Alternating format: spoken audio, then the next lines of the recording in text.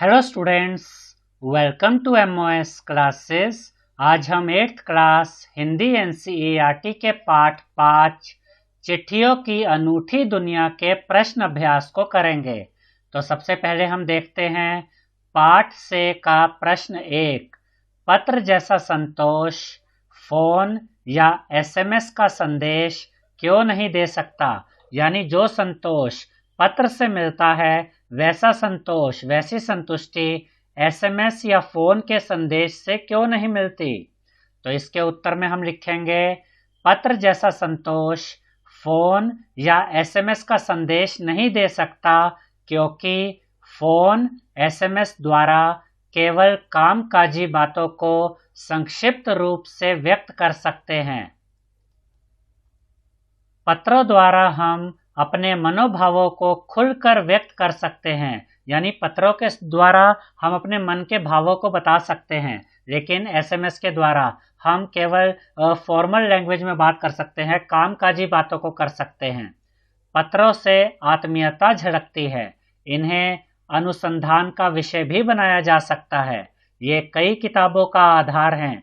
यानी कि पत्रों को ही मिलाकर पत्रों से ही कई किताबें लिखी गई हैं। पत्र राजनीति, साहित्य तथा कला क्षेत्र में प्रगतिशील आंदोलन के कारण बन सकते हैं। यह क्षमता फोन या एसएमएस द्वारा दिए गए संदेश में नहीं होती। प्रश्न 2 है, पत्र को खत, कागज, उत्तरम, जाबू, लेख, कडिद, पाती, चिट्ठी इत्यादि कहा जाता है। इन शब्दों से संबंधित भाषाओं के नाम बताइए। तो इसके उत्तर में हम लिखेंगे खत उर्दू, यानी कि उर्दू में पत्र को खत कहते हैं।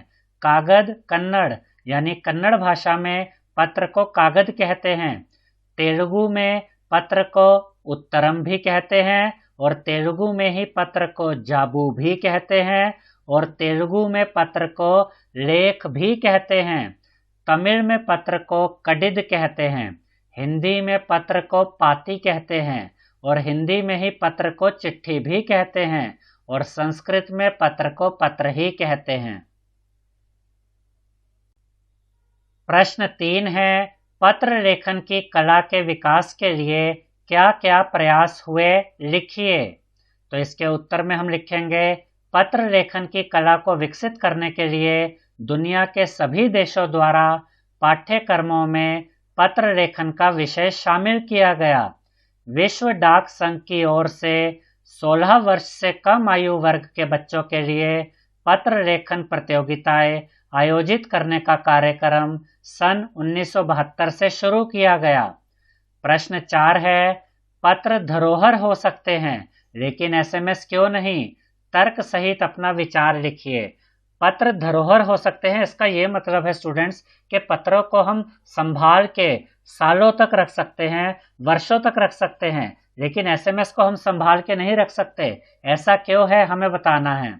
तो इसके उत्तर में हम लिखेंगे पत्र व्यक्ति की स्वयं की हस्तलिपि में होते हैं। यानी कि जो पत्र होते हैं उन्हें कोई व्यक्ति अपनी खुद की हैंडराइटिंग में लिखता है, जो कि प्रियजन को अधिक संवेदित करते हैं, जिससे कि पत्रों के साथ लोगों की भावनाएं जुड़ी होती हैं। हम जितने चाहे उतने पत्रों को धरोहर के रूप में समेट कर रख सकते हैं, जबकि एसएमएस को मोबाइल में सहेज कर रखने की क्षमता ज्यादा समय तक नहीं होती है। एसएमएस को जल्द ही भुला दिया जाता है। पत्र देश, काल, समाज को जानने का साधन रहा है। यानी कि पत्रों के द्वारा हम देश के बारे में, उस समय के बारे में और उस समय के समाज के बारे में जान सकते हैं। दुनिया के तमाम संग्रहालयों में जानी मानी हस्तियों के पत्रों का अनूठा संकलन भी है। यानी कि दुनिया के बहुत से संग्रहालयों में जानी मानी हस्तियों के पत्रों को इकट्ठा करके रखा जाता है। प्रश्न 5 है, क्या चिट्ठियों की जगह कभी फैक्स, ईमेल, टेलीफोन तथा मोबाइल ले सकते हैं। तो इसके उत्तर में हम लिखेंगे पत्रों का चलन ना कभी कम हुआ था, ना कभी कम होगा। चिट्ठियों की जगह कोई नहीं ले सकता है। पत्र लेखन एक साहित्यिक कला है, परंतु फैक्स, ईमेल, टेलीफोन तथा मोबाइल जैसे तकनीकी माध्यम केवल काम काज के क्षेत्र में महत्वपूर्ण हैं। आज ये आवश्यकताओं में आते हैं, फिर भी ये पत्र का स्थान नहीं ले सकते। यहाँ पर फ के ऊपर आप इसको ठीक कर लीजिएगा। फैक्स को ऐसे लिखना है जैसे कि यहाँ पर दिया गया है। अब हम देखेंगे पाठ से आगे का प्रश्न 1।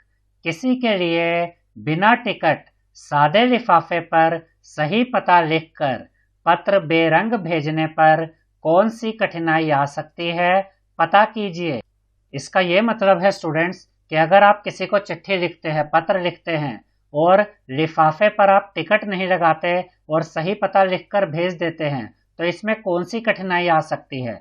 तो इसके उत्तर में हम लिखेंगे बिना टिकट सादे लिफाफे पर सही पता लिखकर पत्र बेरंग भेजने पर पत्र को पाने वाले व्यक्ति को टिकट की धनराशि जुर्माने के रूप में देनी होगी। यानी कि अगर आप किसी को पत्र लिखते हैं और लिफाफे पर टिकट नहीं लगाते हैं और आपने उस व्यक्ति का पता लिखकर उस पर भेज दिया, तो जब उस व्यक्ति के पास वो पत्र पहुंचेगा, डाकिया उसे लेकर जाएगा, तो उस टिकट की जो धनराशि है वो उस व्यक्ति से वसूली जाएगी जिसे आपने वो पत्र, वो चिट्ठी लिखकर भेजी है। तो उस टिकट के पैसे जो आपको देने चाहिए थे और वो टिकट आपको लगानी चाहिए थी लिफाफे पर, उस टिकट के पैसे वो व्यक्ति भरेगा जिसे आपने पत्र भेजा है। प्रश्न 2 है, पिन कोड भी संख्याओं में लिखा गया एक पता है, कैसे? यानी पिन कोड एक पता कैसे होता है जो कि संख्याओं में लिखा जाता है। तो इसके उत्तर में हम लिखेंगे पिन कोड किसी खास क्षेत्र को संबोधित करता है कि यह पत्र किस राज्य के किस क्षेत्र का है। यानी पिन कोड को जो समझते हैं, जिनको उनकी नॉलेज होती है, वो पिन कोड देखकर समझ जाते हैं कि यह पत्र किस राज्य के किस क्षेत्र का है। इसके साथ व्यक्ति का नाम और नंबर आदि भी लिखना पड़ता है। पिन कोड का पूरा रूप है पोस्टल इंडेक्स नंबर। ये पिन कोड की एक तरह से फुल फॉर्म कह सकते हैं आप इसकी। यह 6 अंकों का होता है। हर एक का खास स्थानीय अर्थ होता है, जैसे 1 अंक राज्य, 2 और 3 अंक उपक्षेत्र, अन्य अंक क्रमशः डाकघर आदि के होते हैं। इस प्रकार पिन कोड भी संख्याओं में लिखा गया एक पता है। प्रश्न 3 है, ऐसा क्यों होता था कि महात्मा गांधी को दुनिया भर से पत्र महात्मा गांधी इंडिया पता लिखकर आते थे। यानी कि दूसरे देशों के लोग जो महात्मा गांधी को पत्र लिखते थे तो वो एड्रेस की जगह, पते की जगह ये लिख देते थे महात्मा गांधी इंडिया। तो हमें ये बताना है कि वो ऐसा क्यों करते थे। महात्मा गांधी को दुनिया भर से पत्र महात्मा गांधी इंडिया पता लिखकर आते थे क्योंकि महात्मा गांधी अपने समय के सर्वाधिक लोकप्रिय व प्रसिद्ध व्यक्ति थे। वे भारत का गौरव थे। गांधी जी देश के किस भाग में रह रहे हैं यह देशवासियों को पता रहता था, अतः उनको पत्र अवश्य मिल जाता था। अब हम देखेंगे अनुमान और कल्पना का प्रश्न 1। रामधारी सिंह दिनकर की कविता भगवान के डाकिये आपकी पाठ्य पुस्तक में है। उसके आधार पर पक्षी और बादल को डाकिये की भांति मानकर अपनी कल्पना से लेख लिखिए। तो इसके उत्तर में हम लिखेंगे मनुष्य और पत्र का आदिकाल से रिश्ता रहा है। मनुष्य को अपनों का हाल चाल जानने की लालसा ने पत्रों की दुनिया को विस्तार प्रदान किया। प्राचीन काल में कबूतरों के माध्यम से पत्र का आदान प्रदान करने का प्रमाण मिलता है। उस समय हरकारे हुआ करते थे जिनका काम ही संदेशों को लेकर आना जाना होता था। समय अपनी उबाद गति से बढ़ता रहा। पहिए का आविष्कार इस दिशा में भी क्रांतिकारी बदलाव लाया। रेलवे और तार ने संदेशों के आदान प्रदान में लगने वाले समय में कटौती की और दुनिया को प्रभावित किया है। शहरी जीवन में भले ही संचार के बढ़ते साधनों ने पत्रों की दुनिया में दखल दिया हो, पर ग्रामीण अंचल की दुनिया में आज भी इसकी गहरी पेट है। हर घर तक इसकी यानी कि पत्रों की पहुंच है। यहाँ आज भी चिट्ठी पत्री की महत्ता ज्यों की त्यों बनी हुई है। वास्तविकता तो यह है कि शहर की आलीशान कोठियों में रहने वाले लोग हों या झोपड़पट्टियों में रहने वाले लोग हों, पहाड़ पर रहने वाले लोग हों या समुद्र के किनारे रहने वाले लोग हों, रेगिस्तान में रहने वाले लोग हों या मुंबई में रहने वाले लोग हों, आज भी पत्रों की दुनिया से करोड़ों लोग किसी न किसी तरह जुड़े हुए हैं। गांव या गरीब बस्तियों में चिट्ठी या मनी ऑर्डर लेकर आने वाले डाकिये को देवदूत के रूप में देखा जाता है। जिस तरह लोगों को सुख दुख के समाचार देने वाले सरकारी डाकिये होते हैं, उसी प्रकार पक्षी और बादल भगवान के डाकिये होते हैं। यह डाकिये किसी गांव, मोहल्ले, राज्य या देश तक सीमित नहीं रहते हैं। ये देश या राज्य की सीमा झुठलाते हुए एक राज्य से अन्य राज्य में आते जाते हैं। इनके द्वारा लाई गई चिट्ठियों को मनुष्य नहीं पढ़ पाता है। इनको पेड़ पौधे, पानी और पर्वत पढ़ते हैं। जिस प्रकार डाकिये मनुष्य के लिए कभी सुखद तो कभी दुखद समाचार लाते हैं, ठीक वैसा ही कार्य ये भगवान के डाकिये भी करते हैं। प्रश्न 2 है, संस्कृत साहित्य के महाकवि कालिदास ने बादल को संवाद वाहक बनाकर मेघदूत नाम का काव्य लिखा है।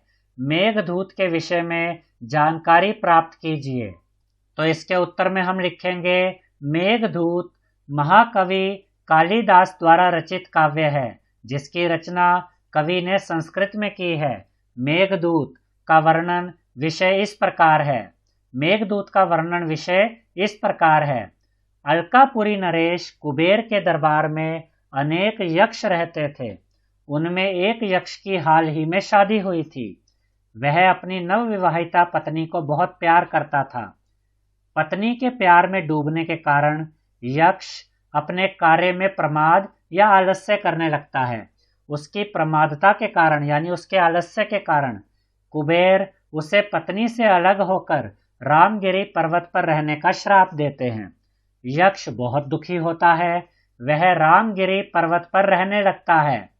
वर्षा ऋतु आने पर आकाश में उमड़े काले बादलों को देखकर विरहाकुल यक्ष अत्यंत विकल हो जाता है, दुखी हो जाता है। वह जड़ चेतन का भेद भूलकर अपनी प्रिय यक्षिणी को मेघ द्वारा यह संदेश भेजता है कि वह यानी कि यक्ष शीघ्र ही कुबेर के श्राप से विमुक्त होकर उससे मिलने आ जाएगा। ये जाएगा एक ही वर्ड है, इसको एक साथ लिखिएगा। यक्ष मेघ को रास्ते में पड़ने वाले महत्वपूर्ण स्थानों एवं मार्ग में आने वाली कठिनाइयों के विषय में समझाता है। यक्ष की प्रेम विकलता देख कुबेर उसे श्राप मुक्त कर देते हैं। यक्ष पुनः अपनी नवविवाहिता पत्नी के साथ आनंद पूर्वक रहने लगता है। प्रश्न 3 है, पक्षी को संदेश वाहक बनाकर अनेक कविताएं एवं गीत लिखे गए हैं। एक गीत है, जा रे कागा विदेशवा, मेरे पिया से कहियो संदेशवा। इस तरह के 3 गीतों का संग्रह कीजिए। प्रशिक्षित पक्षी के गले में पत्र बांधकर निर्धारित स्थान तक भेजने का उल्लेख मिलता है। मान लीजिए आपको एक पक्षी को संदेश वाहक बनाकर पत्र भेजना हो, तो आप वह पत्र किसे भेजना चाहेंगे और उसमें क्या लिखना चाहेंगे? तो इसका जो पहला भाग है प्रश्न का, वो स्टूडेंट्स आपको स्वयं करना है, यानी खुद करना है। इस तरह के 3 गीतों का संग्रह छात्र स्वयं करे। जो दूसरा पाठ है, जो दूसरा भाग है, उसे हम यहाँ पर उसका उत्तर लिखेंगे। मुझे एक पक्षी को संदेश वाहक बनाकर पत्र भेजना हो तो मैं वह पत्र अपने गांव में रहने वाले मित्र को भेजना चाहूंगा। उस पत्र में मैं अपने नए विद्यालय, नए साथियों तथा परीक्षा में प्रथम आने की बातें जरूर लिखना चाहूंगा। अब हम देखेंगे भाषा की बात का प्रश्न 1। किसी प्रायोजन विशेष से संबंधित शब्दों के साथ पत्र शब्द जोड़ने से कुछ नए शब्द बनते हैं, जैसे प्रशस्ति पत्र, समाचार पत्र। आप भी पत्र के योग से बनने वाले 10 शब्द लिखिए। तो इसके उत्तर में हम लिखेंगे प्रार्थना पत्र, मासिक पत्र, 6 मासिक पत्र, वार्षिक पत्र, दैनिक पत्र, साप्ताहिक पत्र, पाक्षिक पत्र जो 15 दिन में एक बार छपता है, और साप्ताहिक पत्र सप्ताह में एक बार छपता है, दैनिक पत्र हर रोज छपता है, सरकारी पत्र, साहित्यिक पत्र, निमंत्रण पत्र। प्रश्न 2 है, व्यापारिक शब्द व्यापार के साथ एक प्रत्यय के योग से बना है। एक प्रत्यय के योग से बनने वाले शब्दों को अपनी पाठ्य पुस्तक से खोजकर लिखिए।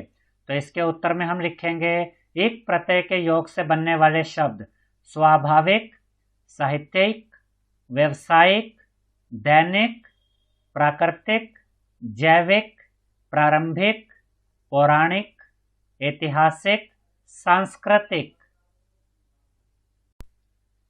प्रश्न 3 है, 2 स्वरों के मेल से होने वाले परिवर्तन को स्वर संधि कहते हैं। जैसे रवि और इंद्र को अगर आप मिलाते हैं, जोड़ते हैं, तो इससे बनता है रविंद्र। इस संधि में छोटा ई जमा छोटा ई ये बन जाता है बड़ा ई। इसे दीर्घ संधि कहते हैं। दीर्घ स्वर संधि के और उदाहरण खोज कर लिखिए। मुख्य रूप से स्वर संधियां 4 प्रकार की मानी गई हैं: दीर्घ, गुण, वृद्धि और यण। ह्रस्व या दीर्घ अ, ई, उ के बाद ह्रस्व या दीर्घ अ, ई, उ, आ आए तो ये आपस में मिलकर क्रमशः दीर्घ आ, ई, उ हो जाते हैं। इसी कारण इस संधि को दीर्घ संधि कहते हैं। जैसे संग्रह प्लस आल्य ये बन जाता है संग्रहालय। महाजमा आत्मा बन जाता है महात्मा। इस प्रकार के कम से कम 10 उदाहरण खोज कर लिखिए और अपनी शिक्षिका या शिक्षक को दिखाइए। तो इसके उत्तर में हम लिखेंगे गुरुपदेश इज इक्वल टू गुरु जमा उपदेश, और ब्रैकेट में हम लिखेंगे छोटा ऊ जमा छोटा ऊ। संग्रहालय बराबर में संग्रह जमा आल्य। हिमालय बराबर में हिम जमा आल्य। भोजनालय बराबर में भोजन जमा आल्य। स्वेच्छा बराबर में सु जमा इच्छा। अनुमति बराबर में अनु जमा मति। रविंद्र बराबर में रवि जमा इंद्र। विद्यालय बराबर में विद्या जमा आल्य। सूर्य जमा उदय यानी कि सूर्योदय, ये हमने इस तरफ लिखना था तो ये इसको थोड़ा सा अलग तरीके से लिख दिया। ये वाला पार्ट इस तरफ आ गया है। सूर्य जमा उदय इज इक्वल टू सूर्योदय। सदा जमा एव सदैव, यानी कि सदा जमा एव यानी सदा और एव को जोड़ेंगे तो सदैव बनेगा। आई होप स्टूडेंट्स आपको हमारा ये वीडियो पसंद आया होगा। अगर आपको हमारा ये वीडियो पसंद आया है तो इस वीडियो को लाइक करें, शेयर करें और हमारे चैनल को सब्सक्राइब करें। Thank you.